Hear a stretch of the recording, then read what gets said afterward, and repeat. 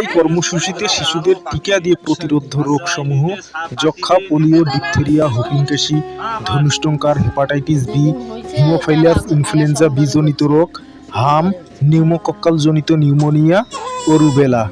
সময়সূচি অনুযায়ী সবগুলো টিকা নিলে আপনার শিশুর উপরে বর্ণিত মারাত্মক সংক্রামক রোগসমূহ হতে রক্ষা পাবে।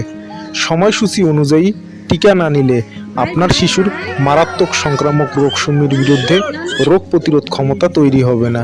বিসিজি টিকার নির্দিষ্ট ডোজটি জন্মের পরপরই দেওয়া যায়।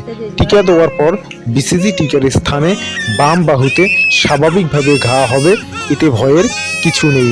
শিশুকে আইপিভি টিকার 2 ডোজ টিকা, প্রথম ডোজ 6 সপ্তাহ 42 দিন হলে দ্বিতীয় ডোজ 14 সপ্তাহ বয়সে দিতে হবে।